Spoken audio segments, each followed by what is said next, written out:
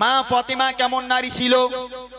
আজকের এই গ্রামে আমার অনেক মায়েরা বোনেরা এখানে আছে যাদের নাম হলো ফাতেমা, তবে নবীর মেয়ে ফাতেমা আর আমার ঘরের ফাতেমা, এই দুই ফাতেমার মধ্যে পার্থক্য একটু পরে বোঝাচ্ছি।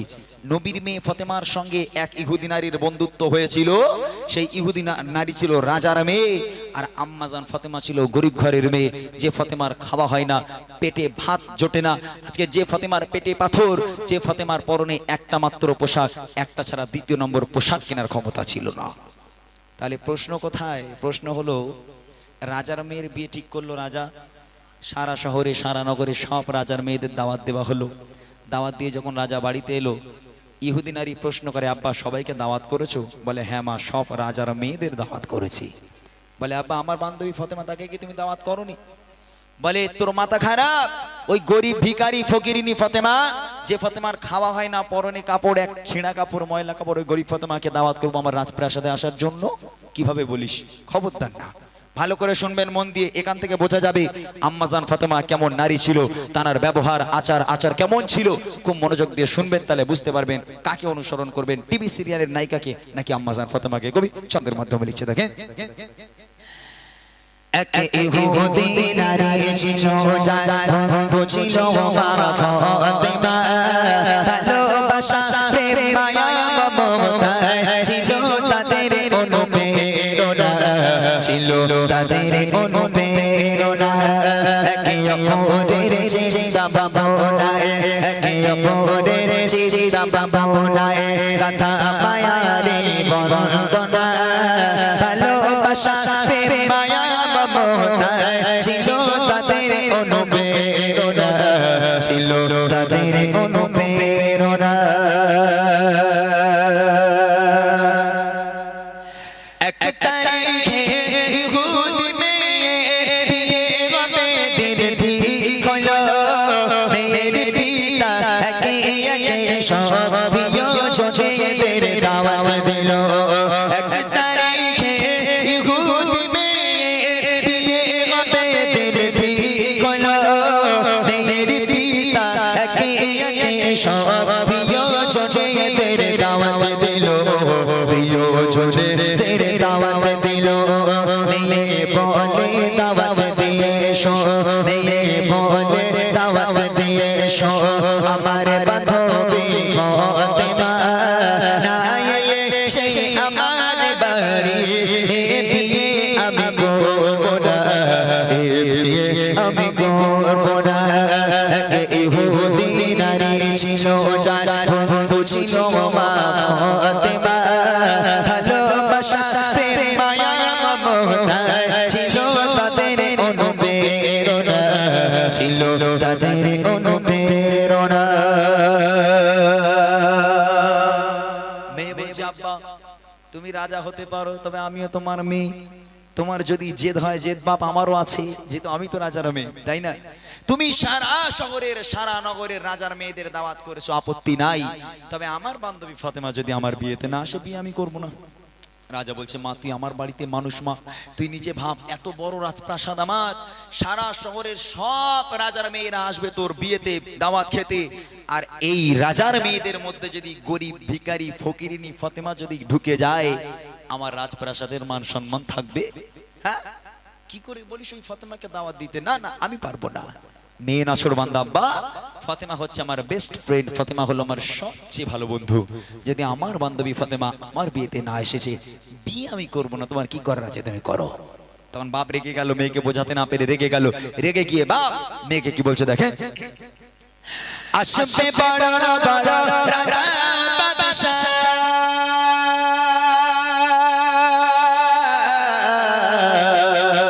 আসবে বড় বড় রাজা বাদশাহ, তোমার বিয়েতে আমার বাড়ি, গরিব ফাতেমা ছেড়া জামা আছে কি তার কোনো নূতন শাড়ি।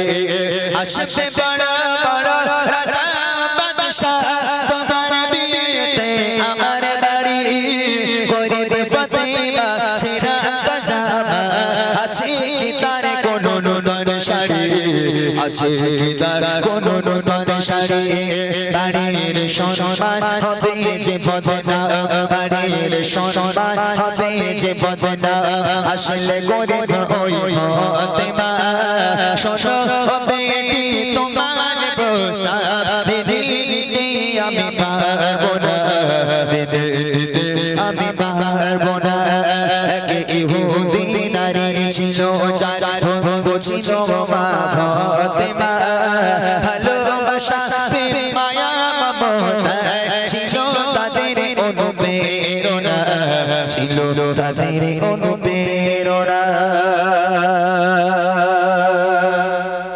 বাপ হেরে গেল মেয়ের জেদের কাছে বাপ পারলো না এখন বাপ বলছে ঠিক আছে মা তোর বান্ধবী ফাতেমাকে দাওয়াত আমি করবো তবে ওয়ান কন্ডিশন একটা শর্ত আছে আব্বা কি শর্ত বলে আমার বাড়িতে আসবে সব রাজার মেয়েরা তো রাজার মেয়েরা যা দামি দামি পোশাক পরবে তোর বান্ধবী ফাতেমা তো পরতে পারবে না তা তোর বান্ধবী ফাতেমাকে বল যদি রাজার মেয়েদের মতো দামি দামি পোশাক পরে যদি আমার রাজপ্রাসাদে আসতে পারে তাহলে এন্ট্রি আছে আর যদি গরিব ফাতেমা ভিখারির হালাতে ফকিরের হালাতে যদি আমার রাজপ্রাসাদে এসেছে আমি কিন্তু দূর দূর করে অপমান করে তাড়িয়ে দেব তখন ফোন টোন ছিল না ইহুদি নারী চিঠি লিখলো চিঠি লিখে ফাতেমার কাছে পাঠালো হে বুবু আগামী কাল আমার বিয়ে বুবু আমার বাপ তো কোনো মতে রাজি হয় না খুব কষ্ট করে রাজি করিয়েছি তুমি আমার বিয়েতে না আসলে আমি বিয়ে করব না বুবু তবে আমার বিয়েতে এসো একটা নতুন পোশাক পরে এসো আম্মাজান ফাতেমা হাসতে হাসতে বোনের দাওয়াত কবুল করে নিল ঠিক আছে বুবু যদি আল্লাহ পাক আমাকে বাঁচিয়ে রাখে আমি ফাতেমা তোমার বিয়েতে আসবো ইনশাআল্লাহ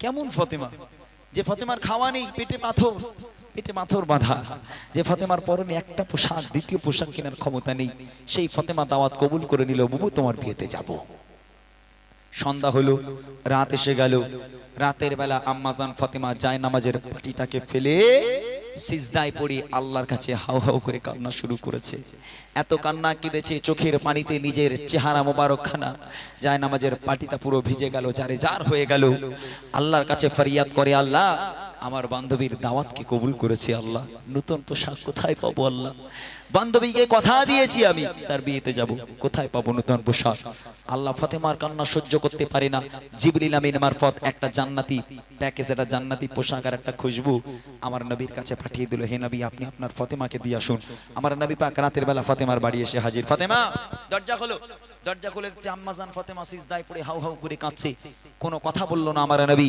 ওই প্যাকেজটাকে নিয়ে ফাতেমার হাতে দিল ফাতেমা এই প্যাকেজটা তোমার কাছে দিচ্ছি তুমি তোমার ঘরে রাখো আমি আব্বা কাল আসবো কাল কথা হবে এতটুকু বলে নবী চলে গেল আম্মাজান ফাতেমা আবার সিজদায় পড়ে হাউ হাউ করে কান্না শুরু করলো প্যাকেজের মধ্যে কি আছে আম্মাজান দেখলো না তারপর দেখেন খোদার মহিমা কেউ তো বোঝে না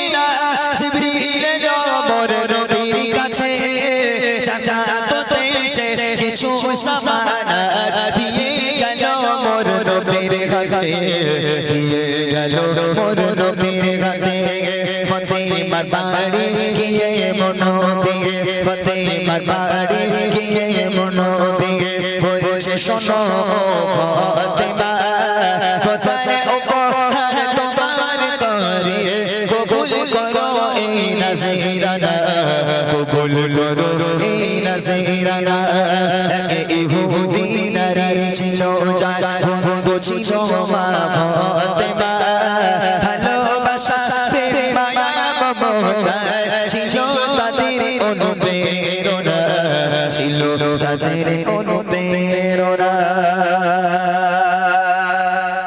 সকাল হয়ে গেল এইবার বিয়ে বাড়ি যাওয়ার পালা পোশাক কোথায় এবার ফাতেমা তো কথা দিয়েছে যদি আল্লাহ বাঁচিয়ে রাখে বিয়ে বাড়ি যাবো এখন আম্মাজান ফাতেমার কথার খিলাফ হবে না বিয়ে বাড়ি যেতেই হবে আর ওয়াদা করেছে নতুন পোশাক পরে যাব আর নতুন পোশাক কোথায় পাবে দেখছে সকাল হয়ে গেছে যত সকাল হতে যায় আম্মাজান ফাতেমা তত জোরে জোরে কান্না শুরু করে এমত অবস্থা আমার নবী পাক ফাতেমার বাড়ি আবার এলো ফাতেমা দরজা খোলো দরজা খুলে গেল আমার নবী পাক দেখছেন ফাতেমা ছলো ছলো নয়ন নিয়ে আব্বা জানের দিকে করুণ দৃষ্টিতে তাকিয়ে আছে আমার নবী মুচকে হাসি দিয়ে বলে ফাতেমা ফাতেমা কাল রাতের বেলা যে প্যাকেজ দিয়েছিলাম ওই প্যাকেজটা কি খুলেছো মা খুলে কি দেখেছো বলে আব্বা আপনি তো খোলার হুকুম দেননি বলে নিয়ে এসো প্যাকেজটাকে খোলা হলো, প্যাকেজটাকে ছেঁড়া হলো। যখন ছেঁড়ার পর আম্মাজান ফাতেমা প্যাকেজটাকে খুললো, খুলে দেখছে আল্লাহ পাক আল্লাহ তাআলা জান্নাত থেকে আম্মাজান ফাতেমার জন্য পৃথিবীর বুকে সবচেয়ে দামি একটা পোশাক আর পৃথিবীর বুকের সবচেয়ে দামি একটা খুশবু আল্লাহ পাক জান্নাত থেকে আম্মাজান ফাতেমাকে উপহার করেছে। জোরে হবে না সুবহানাল্লাহ। সারাটা রাত কাঁদলো ফাতেমা, যখন জান্নাতি পোশাক পেল খুশিতে বাগে বাগ হয়ে গোসল করে ফ্রেশ হয়ে যখন জান্নাতি পোশাক পরেছে, খুশবুটা লাগিয়েছে, আব্বার কাছে এসেছে, আব্বা আমি আর বিলম্ব করব না, আপনি আমাকে বিদায় দেন, আমি আমার বান্ধবীর বিয়েতে যাব। আল্লাহ রাসূল বলছে ফাতেমা যাচ্ছ যাও, দুটো কথা খেয়াল রাখবে, কোন পর পুরুষ যেন তোমার চেহারা দেখতে না পায়। যে সমস্ত নারীরা পর পুরুষের সঙ্গে ওঠা বসা চলাফেরা, ওই সমস্ত নারীরাও যেন তোমার আশেপাশে না আসতে পারে। যাও চলে যাও। আব্বার কাছে থেকে বিদায় নিয়ে গুটি গুটি ভাই ফাতেমা রাজপ্রাসাদে চলেছে। যেই রাজার বাড়িতে পা রেখেছে, রাখার সাথে সাথে দেখছে লাইন দিয়ে বসে আছে সারি সারি সব রাজার মেয়ে, একটা সাধারণ মেয়ে সেখানে নেই। আম্মাজান একাই সাধারণ। যেই পা রেখেছে আম্মাজান ফাতেমা, রাজার মেয়েদের অবস্থা কি হচ্ছে কবি লিখছে দেখেন। যখন ফাতেমা আসিল সে বাড়ি,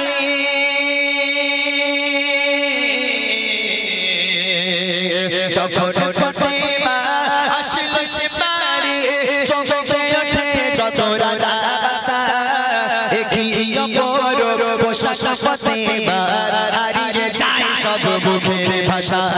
যখন ফাতেমা আসিল সে বাড়ি, চমকে ওঠে যত রাজা বাদশা, একই অপর পোশাক ফাতেমা, হারিয়ে যায় সব মুখের ভাষা, হারিয়ে যায় সব মুখের ভাষা। সুবাসে ভরপুর দূর বহু দূর, সুবাসে ভরপুর দূর বহু দূর, মিশকের গন্ধে দিবানা, কোথায় রাজা আর কোথায় বাদশা, করে ফাতেমাকে বেঈমানা, করে ফাতেমাকে বেঈমানা। এক ইহুদি নারী ছিল যার বন্ধু ছিল মা ফাতেমা, ভালোবাসা প্রেম মায়া মমতা ছিল তাদের অনুপ্রেরণা, ছিল তাদের অনুপ্রেরণা। যেই আম্মাজান ফাতেমা রাজার বাড়িতে পা রাখলো, রাজার মেয়েদের হুঁশ উড়ে গেল, চোখগুলো রসগোল্লার মতন হয়ে গেছে। বলে কি অবস্থা, যে ফাতেমাকে আমরা ভিখারি বলি, যে ফাতেমাকে ফকির বলি, ওই ফাতেমা যেমন একটা পোশাক পরে সবার সামনে গেছে, সব হুঁশ উড়ে গেল। ইহুদি নারী এলো, বান্ধবী এলো, ফাতেমার হাতটা ধরে সোজা চলে গেল। রাজার মেয়ের বিয়ে মানে বিশাল বড় বিয়ে, বড় স্টেজ হয়েছে, বড় প্যান্ডেল করা হয়েছে, যেখানে কোণে বসবে, বউ বসবে, কোণের পাশে সিংহাসন দিয়ে আম্মাজান ফাতেমাকে তার বান্ধবী সিংহাসনের উপরে বসিয়ে দিল। এখান থেকে শিক্ষা দেখে, যে সমস্ত নারীরা ফাতেমাকে গরিব বলে, ভিখারি বলে, ওই সমস্ত নারীরা নিচে, আর আমার আল্লাহ গরিব ফাতেমাকে সবার উপরে সিংহাসনে বসিয়ে দিয়েছে। আর একবার জোরে বলুন না সুবহানাল্লাহ। একজন নারী ফাতেমার গায়ে টাচ করে বসেছিল, কিছুক্ষণ পরে দেখছে তার গায়ে থেকে এত সুন্দর একটা খুশবু বার হচ্ছে, পুরো বিয়ে বাড়িটা মাতোয়ারা হয়ে যায়। তখন থাকতে না পেরে সেই নারী জিজ্ঞেস করে, বউ ফাতেমা একটা কথা বলি। বলে বলো। বলে আচ্ছা বাবু, তুমি যে পোশাকটা পরেছো আর তুমি যে খুশবুটা লাগিয়েছো বাবু, কোন বাজার থেকে কিনেছো? বলে কেন? বলে না, আমার বাপ রাজা হয়ে আমার বাপ জীবনে এত দামি পোশাক দিতে পারলো না, তুমি গরিব হয়ে কোথা থেকে কিনলে বাবু? কোন বাজার থেকে? একটা বার বাজারের ঠিকানা আমাকে বলবে? কোন বাজারের নাম ফাতেমা এখন বলবে? আল্লাহ পাক তো জান্নাত থেকে উপহার করেছে, কোনো বাজারের তো জিনিস নয়। যদি বাজার হতো তাহলে ফাতেমা বলে দিতে হয়তো বনগা বাজারে চলে যাও, পেয়ে যাবে নাকি। কিন্তু বাজারের তো জিনিস নয়, এ তো আল্লাহ পাক জান্নাত থেকে দিয়েছে। তখন বুদ্ধিমতী ফাতেমা, জান্নাতের রানী ফাতেমা মনে মনে চিন্তা করলো, বেটা সুযোগ পেয়েছে তোদের সবকটা ক্যাচ কলমা পড়াবো। বুদ্ধিমতী ফাতেমা বুদ্ধি খাটিয়ে কত সুন্দর করে রাজার মেয়েদের বলে দিচ্ছে বাজারে যাবার ঠিকানা, কোন পথ দিয়ে বাজারে যেতে হবে, বাজারটা কোথায়, দোকানটা কোথায়, দোকানের মালিককে, দোকানের সেলসম্যানকে কত সুন্দর করে রাজার মেয়েদের বোঝাচ্ছে। দেখেন, দোকানের মালিক আল্লাহ তাআলা,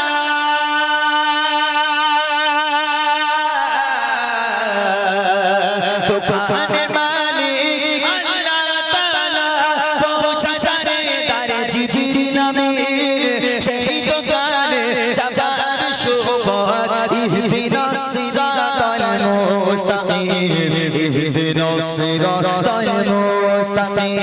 শোনো ইমরান এমন তার শান, শোনো ইমরান এমন তার শান, ও সুজনে যায় চোখের কোনা, একে একে সব ফাতেমা হাতে পড়ে নিল যে কলমা পড়ে নিল যে কলমা এক ইহুদি নারী ছিল যার বন্ধু ছিল মা ফাতেমা ভালোবাসা প্রেম মায়া মমতা ছিল তাদের অনুপ্রেরণা ছিল তাদের অনুপ্রেরণা ছিল তাদের অনুপ্রেরণা ছিল তাদের অনুপ্রেরণা।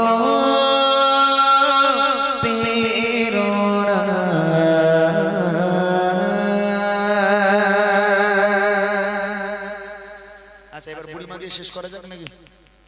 লন্ডন প্যারিস কে যাবে এখন এই রাত্রিবেলা?